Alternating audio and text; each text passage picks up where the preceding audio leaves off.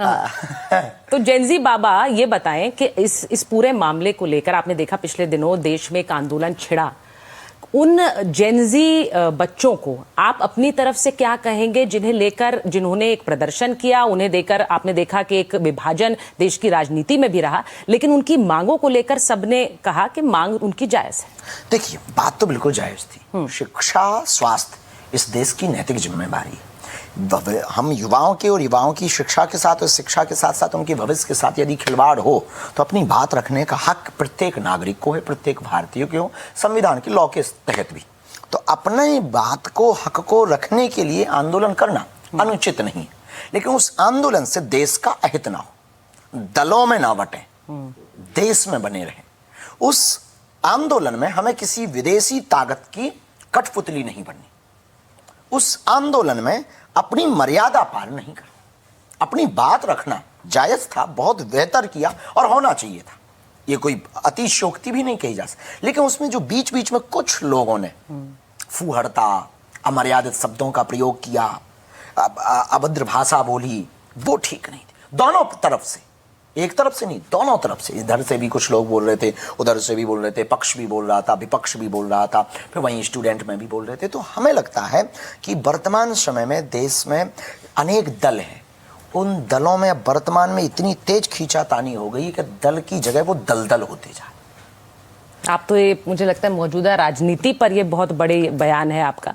ऐसा भी कह सकते हैं, हम इतना कह सकते हैं कि पक्ष और विपक्ष रहना चाहिए। हाँ, अपनी बात रखने का दोनों को हक है, लेकिन देश सर्वोपरि रहना चाहिए, कोई भी हो। लेकिन आपको ऐसा लगता है कि युवा जिस दिशा में आगे बढ़ा है वो दिशा सही है? क्योंकि ये कहा जाता है कि यूथ जो रास्ता दिखाता है उसी रास्ते को फिर बाकी लोग फॉलो करते हैं। बात एकदम सही है, और जमाना है, यूथ का ही जमाना है। हमारे देश का नेतृत्व भी यूथ ही कर रहा है। हमारे देश को आज़ादी 1947 में चंद्रशेखर आज़ाद, सुभाष चंद्र बोस, वो भी युवा ही थे। हमारे देश की रक्षा की जिम्मेदारी जिनके कंधों पर है, जिनके कारण हम चैन की नींद सो पाते हैं, वो सरहद पर खड़े हुए जवान भी युवा ही हैं, और इस देश का भविष्य भी युवा ही है। तो यूथ जहां चलेगा, निश्चित है जमाना वहां चलेगा, क्योंकि वो फ्यूचर होते हैं। लेकिन हमें एक बात रखनी है, जोश के साथ हौस भी रखना है और क्रोध के साथ बोध भी रखना है। इसमें एक सवाल मैं जोड़ूंगी, क्योंकि जब हम आदर्शों की बात करते हैं उस लिहाज से सब समझ में आता है कि हाँ, यूथ किस तरह से बिहेव करे या उनको क्या सीखना चाहिए, क्या होना चाहिए। लेकिन सनातन का एक और बड़ा चेहरा है स्वामी रामदेव। वो कहते हैं कि ना हिंदू की बात हो, ना मुसलमान की बात हो, ना हिंदू खतरे में, ना मुसलमान खतरे में, देश का युवा खतरे में है। स्वामी रामदेव जब मंच पर आकर इतना बड़ा बयान देते हैं, जरूरत पड़ी तो आंदोलन भी कर दूंगा, ये तक उन्होंने कह दिया। हाँ, क्यों जरूरत पड़ गई उनको ऐसा कहने की? या सनातन की तरफ से जो बड़े चेहरे हैं, देखो, वो बड़ा व्यक्तित्व हैं और संत हैं, हम उनकी बात पर कुछ भी अपनी बात तो नहीं कह पाएंगे, उतनी सामर्थ्यता हमारी नहीं। इस देश के योग ऋषि हैं और हमारे लिए तो बहुत आदर्श हैं, और किस भाव, किस दृष्टि से उन्होंने ये कहा, और युवाओं को लेकर के कोई चिंता उनके मन में सता रही, तो उन्होंने अपनी बात को रखा और युवा खतरे में है।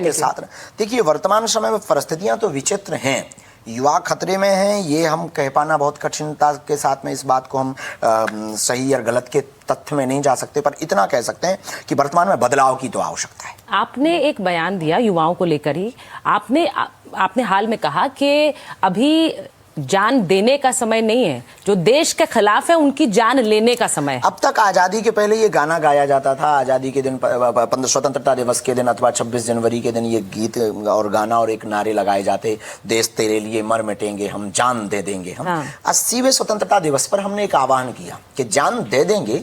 ये बयान तो बहुत हो गए, ये बातें बहुत हो गई, और अब ये वाली सोच बहुत हो गई। अब सोच को बदलना चाहिए, क्योंकि अब 80 साल लगभग पूरे हो गए, तो अब हमें देश में कुछ नए विचारों के साथ जीना चाहिए। तो किसकी जान दे देंगे? अब ये जरूरी नहीं, जो देश के खिलाफ जी रहे हैं, जो खाते भारत का है, गाते पाकिस्तान का है, जिन्हें भारत माता से प्यार नहीं, वो हमारा यार नहीं, ऐसे लोगों को जीने का अधिकार है। ऐसी कोई लिस्ट है जो अभी हमने नाम लिस्ट नहीं बनाई, और आपसे बेहतर कोई बना नहीं सकता।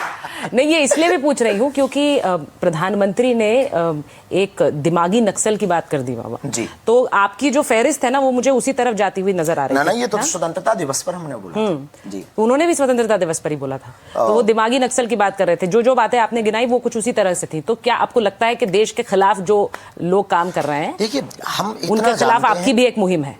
ये तो हम देश के प्रति प्यार करने वाला प्रत्येक व्यक्ति इस मुहिम के साथ, जिसे भारत माता से प्यार।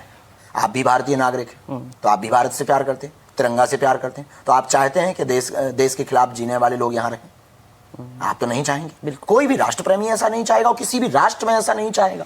उसी बात पर हमने जोर दिया है कि जो हमारे भारत में रहकर, हमारी तिरंगा की आन बान शान के नीचे रह करके, हमारे भारत की हवा पानी जल भूमि मिट्टी को लेकर के और यहाँ की उन्नति के बारे में चर्चा ना करके पाकिस्तान के बारे में जयकारे लगाए, भारत माता के जयकारे करने में परहेज हो जाए, उनको भारत में रहने का हक कैसे और क्यों रहे वो?